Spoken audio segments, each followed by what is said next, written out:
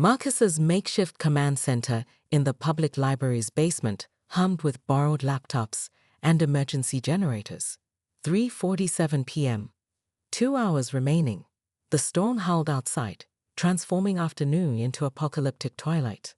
Sarah's school is in lockdown, Trevor reported, his tablet showing live security feeds. But kids are climbing fences. Those GPS directions are leading them straight to Highway 101. He paused. My daughter's getting the directions too. They're targeting everyone connected to us. Diana's fingers flew across her keyboard, fighting the traffic system override. They're using my son's old military codes. That's how they got in. They made me kill my own son. And now they're using him to do it again. Her voice cracked, but her typing never slowed. Marcus's phone rang. James Wilson. Rick's truck with Emily's medical equipment just got stopped by a routine inspection. They're everywhere, Marcus. Like they knew we'd try this. The library lights flickered as another lightning strike hit nearby. On their emergency monitoring system, Highway 101 was becoming a perfect trap. Construction crews had mysteriously appeared, narrowing lanes. Traffic from disabled signals was forcing everyone onto the highway. The storm had taken out alternative routes. Found something. Robert Torres's voice crackled through a burner phone. The drug trial deaths. They're connected to a military program.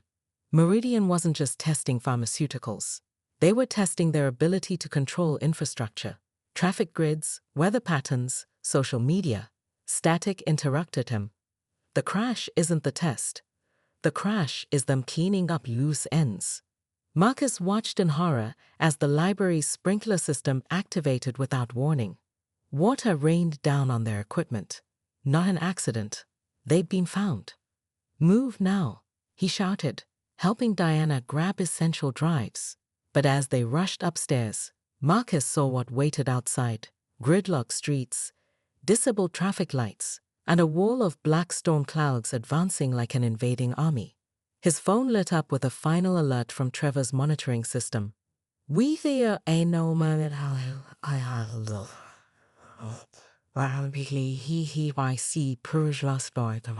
Highway 101. They hadn't just compromised traffic systems. Somehow, they'd found a way to weaponize the weather itself. Sarah texted, "Mom's making me leave lockdown. Says there's a family emergency." James, highway patrols forcing all trucks onto 101. Robert, they're boxing me in. No alternative routes. 4:47 p.m. 1 hour left. The conspirators had turned Marcus's every counter-move against him. Each attempt to save one person had put others at risk. The butterfly effect had become a hurricane. But as he watched the chaos unfold, Marcus noticed something. A pattern in the traffic flow, a flaw in their perfect system. They'd been so focused on controlling every variable, they'd forgotten one fundamental truth about chaos. Sometimes the only way to stop a storm is to head straight into its heart. Marcus grabbed his keys. He knew exactly where he needed to be at 5:47 p.m. Sometimes the best way to change history isn't to avoid it, it's to meet it head-on. Marcus found James Wilson at the Oak Ridge truck stop, hunched over a cup of coffee that had long gone cold, the stuffed unicorn sitting on his passenger seat, a gift for his daughter, made the veteran trucker look strangely vulnerable. Dark circles under his eyes betrayed his exhaustion from the double shift he'd already worked.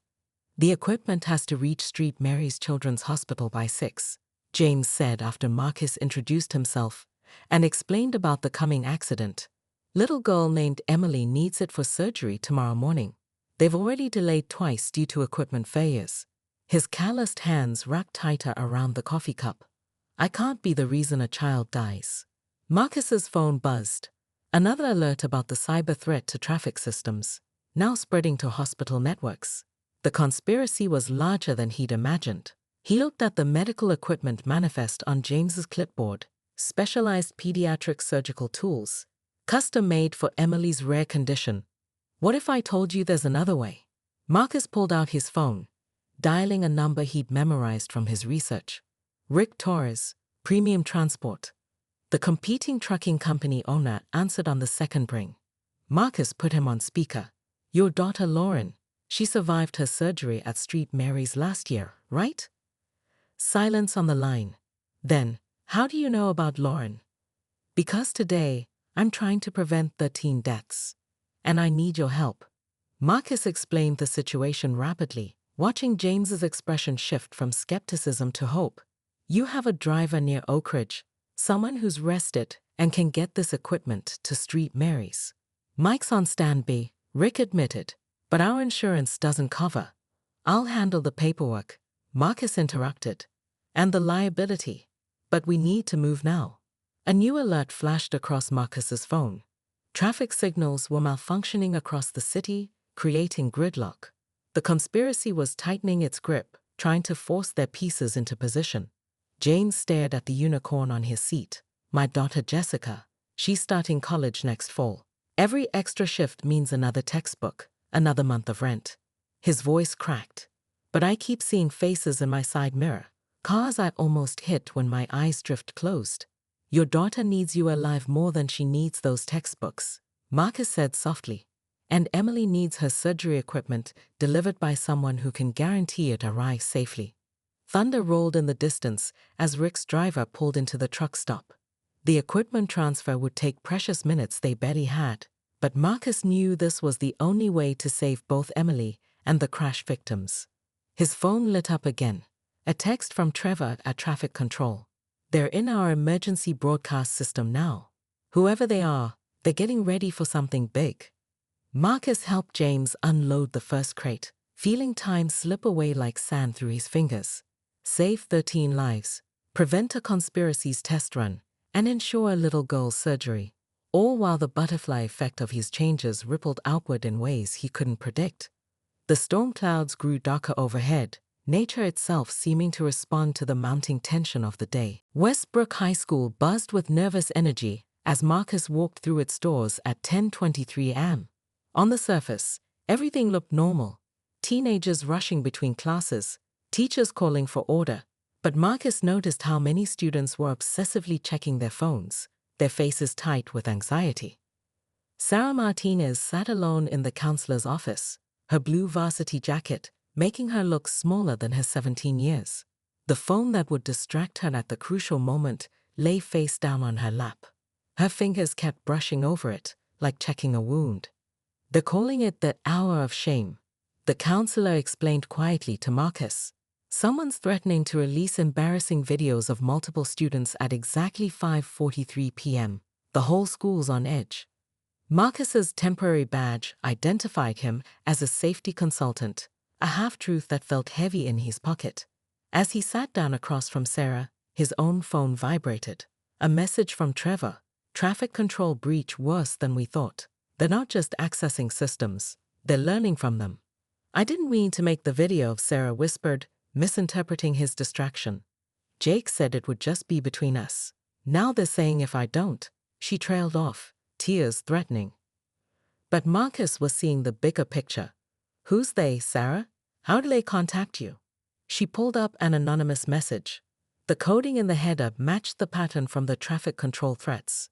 The same group was orchestrating everything, the cyberbullying, the traffic system breach, the coming accident. They were testing different pressure points in the system, seeing how chaos spread. His phone buzzed again. Robert Torres was texting. Found proof of illegal drug trials at Meridian. Hundreds of hidden deaths. Board meetings my only chance to expose it. Can't stop for traffic. Marcus's head spun as he connected the dots. Meridian Pharmaceuticals had recently acquired a cybersecurity firm. The same firm that supplied software to the city's traffic control systems. Sarah, Marcus said carefully, what if I told you the video threat is part of something bigger? Something designed to make sure you're looking at your phone at exactly 5:43 p.m. on exactly the right section of Highway 101. Her eyes widened. How could they know where I'll be? Because they're rewriting traffic light patterns to funnel specific vehicles to specific places. Marcus showed her Trevor's message. They need their test subjects in position. A scream from the hallway interrupted them. Other phones were lighting up now. Students receiving their own threatening messages. That hour of shame was just one piece of a calculated plan to create maximum chaos at the perfect moment. Through the office window, Marcus watched the storm clouds continue to gather. The weather itself had become yet another variable in their experiment, another way to test how systems failed under pressure. He checked the time. 10:47 am. 7 hours left to unravel a conspiracy that went far deeper than he'd imagined. And somewhere in the city, a board meeting was being prepared that could blow everything wide open, if Robert Torres lived long enough to attend it. 5:41 p.m. Highway 101 stretched before Marcus like a river of chaos, brake lights bleeding red through the storm's darkness.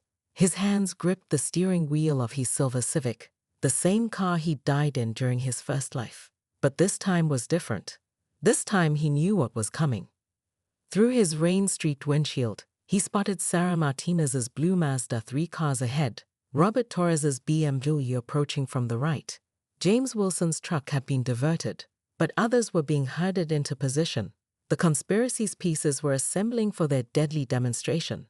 Marcus's phone crackled with Diana's voice. "Marcus, the override.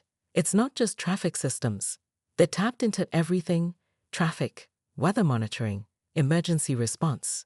It's all connected to something called Project Chrysalis." "A butterfly emerges," Marcus muttered, understanding at last. They weren't testing their ability to cause accidents. They were testing their ability to reshape reality itself. Lightning split the sky, illuminating the highway like a photographer's flash, burning this moment into eternity.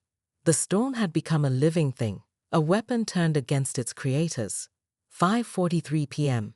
Sarah's phone lit up with the threatened video. But this time, instead of tears, she smiled.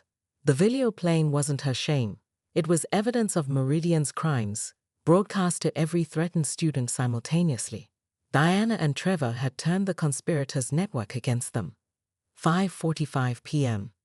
Robert Torres's BMW swerved, but not from reckless driving. He was dodging a phantom traffic signal malfunction that no longer existed. Marcus had helped him plant the physical evidence with 3 different news organizations hours ago. Through the towers of rain, Marcus spotted movement on the overpass ahead, dark figures watching their plan unravel, their perfect storm of chaos dissolving into merely weather. 5:46 p.m. His phone exploded with messages. Military police moving in on Meridian's board meeting. Robert, Emily's surgery equipment arrived through alternate route. James, weather pattern breaking up on radar. Trevor, found the override kill switch. Ending this now. Diana. Marcus checked his rearview mirror. Where 13 deaths had once been destined, he now saw lives continuing. The nurse heading home to her family, the grandfather who would make his granddaughter's recital, the young mother who would see her child's first steps. 5:47 p.m. The moment arrived not with screeching tires and shattering glass, but with the soft patter of rain beginning to ease. The storm's eye had passed. On the overpass, the dark figures were gone, led away in handcuffs by authorities who'd been quietly positioned. Time, it seemed, had a way of healing itself when given the chance. The butterfly effect worked both ways, small acts of courage creating ripples of salvation rather than destruction. Marcus pulled his car to the shoulder, finally allowing himself to breathe. His phone showed one last message, from an unknown number. Some systems are best understood not by breaking them, but by showing how they can be saved. The clouds parted, revealing a sky painted in sunset colors. Ahead, traffic flowed smoothly, each car carrying someone's story onward into a future that was no longer written in tragedy. Marcus had learned the true lesson of his second chance. Destiny wasn't a fixed point in time, but a choice made moment by moment, life by life. He started his engine and merged back into traffic, just another driver heading home. But he knew now that every small decision, every moment of compassion or courage, had the power to change not just one destiny, but many. The storm had passed, and this time, everyone survived. The storm hit with unexpected ferocity at 2:13 p.m. Marcus watched from the traffic control center as the first tornado warning flashed across their screens. This wasn't just bad weather, it was unprecedented. 3 hours of butterfly effects had somehow amplified a mild system into a meteorological monster. We've lost cameras on sections 12 through 15 of Highway 101, Trevor announced, his voice tight. Lightning strike took out the backup power to the grid. Marcus's phone lit up with a message from Robert Torres. They know I'm coming. Someone accessed my cloud drive. All evidence of the drug trials gone. Another message followed immediately, but they missed the physical files in my trunk. The pieces were falling into place with terrible clarity. The conspiracy needed specific conditions: poor visibility from the storm, disabled traffic cameras, and compromised emergency response systems. They weren't just testing their ability to cause accidents, they were testing their ability to erase evidence of corporate crimes. Marcus, Diana Wright burst into the control room, soaking wet from the storm. I got your message about my son. You were right. The convoy accident wasn't random. I found this in my email archives.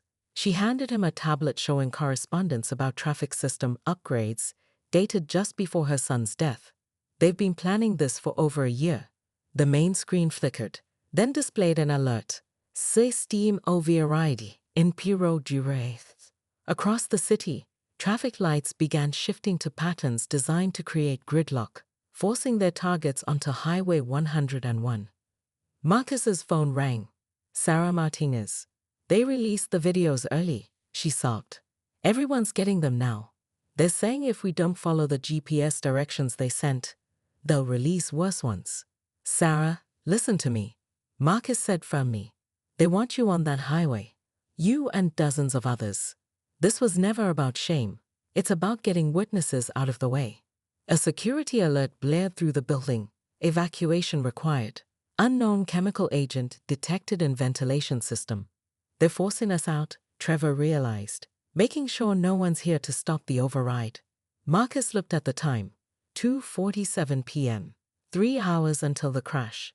The storm was intensifying, the traffic systems were compromised, and now they were being driven from their only command center. His phone buzzed one final time. An anonymous message. Impressive work, Mr. Chen. But you can't save everyone. Sometimes the only way to understand a system is to watch it break. See you on Highway 101. The lights in the traffic control center went out, leaving them in storm-darkened silence. Through the windows, Marcus could see traffic signals across the city turning red, then green, then red again. A symphony of chaos conducted by unseen hands. They had pushed time, and now time was pushing back. Marcus Chen's eyes snapped open with a violent gasp, his hands instinctively clutching his chest where, moments ago, the steering wheel had crushed his ribcage. The phantom pain felt so real that he had to run his trembling fingers across his torso to confirm there was no injury. His gray cotton shirt was soaked with cold sweat, clinging to his skin like a layer of ice. The last thing he remembered was the deafening crescendo of breaking glass and twisting metal, the horrifying sight of a semi-truck jackknifing across 4 lanes of Highway 101, the screams of other drivers, and the sickening moment when his silver Civic crumpled like paper beneath the weight of 3 other vehicles. He had died. He was certain of it.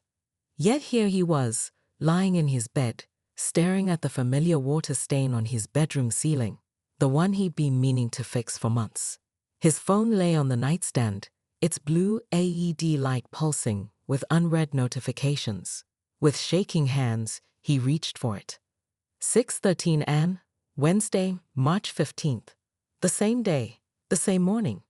Marcus stumbled to his bathroom, his legs unsteady beneath him. The fluorescent light buzzed to life, harsh and revealing.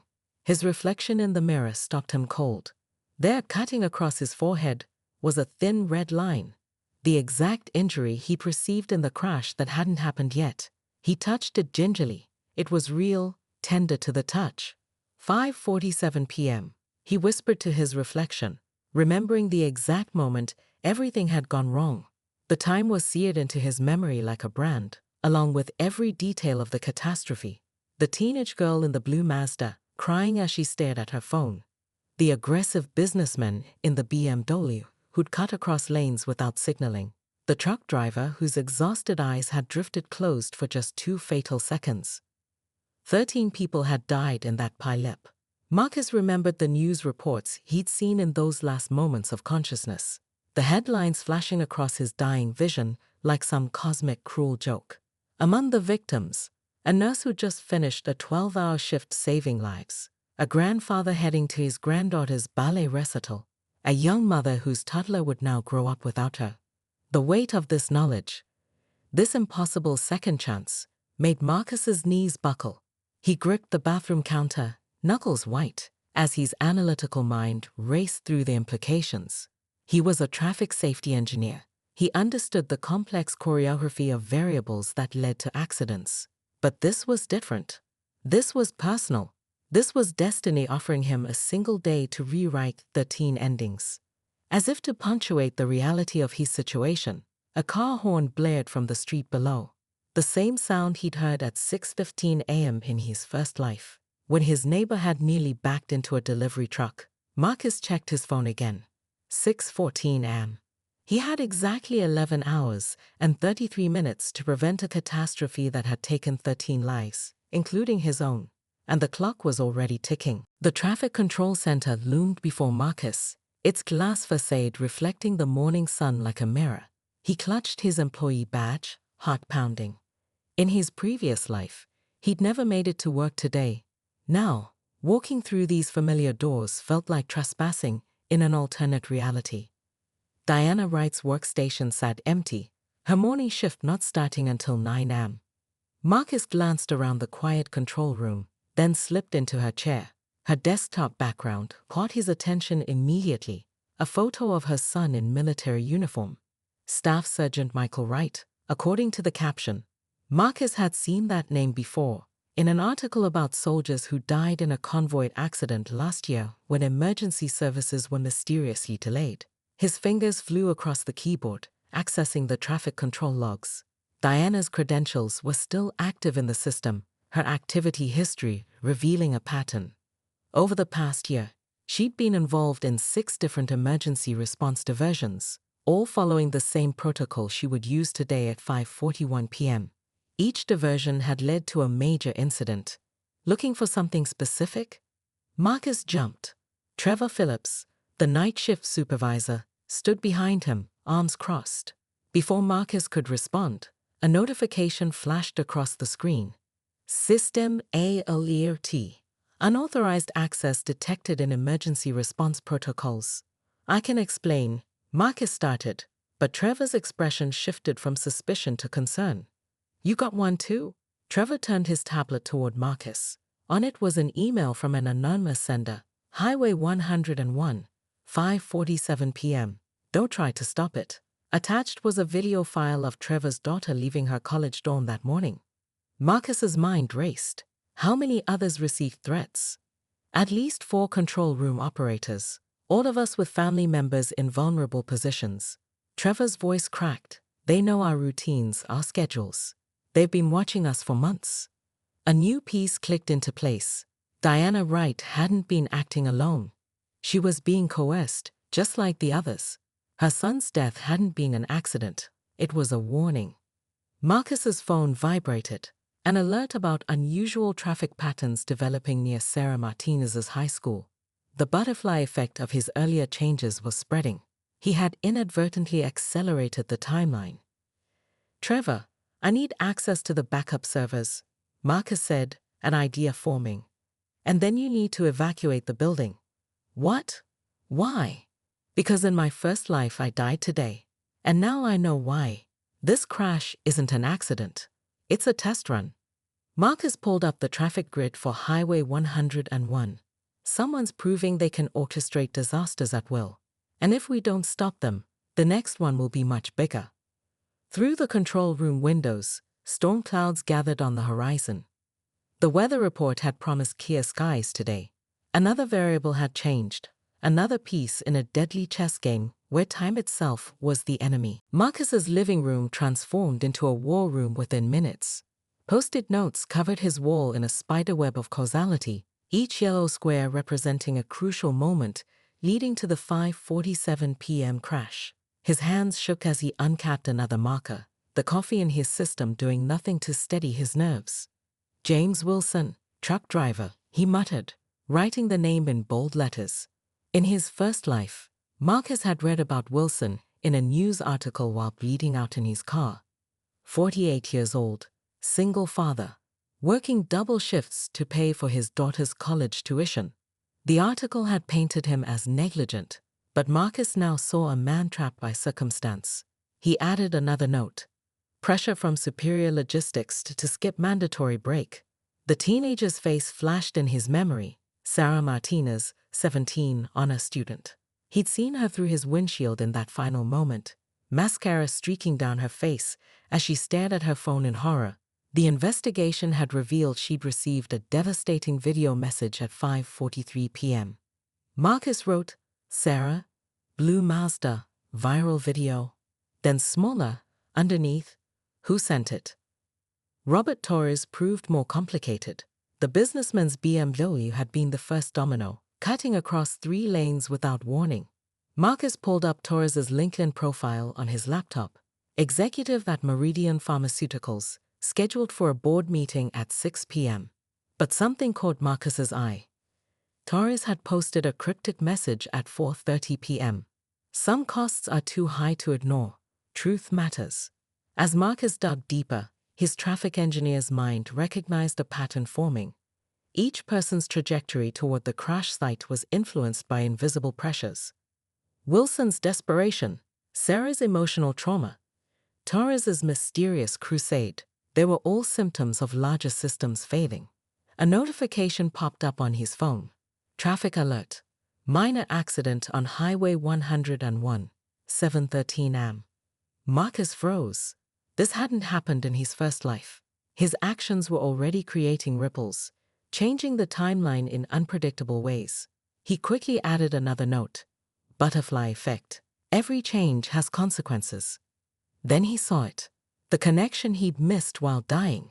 A 4th string of notes, branching out from the others. Diana Wright, traffic control operator. She'd diverted emergency response vehicles at 5:41 p.m. due to reported protests on their primary route. But Marcus had driven that route earlier. There had been no protests. His phone buzzed again, a text from his supervisor. Highway safety meeting cancelled. Dealing with cyber threat to traffic control systems. Marcus stared at the message, his blood running cold. The pieces were falling into place, forming a picture more terrifying than a simple accident.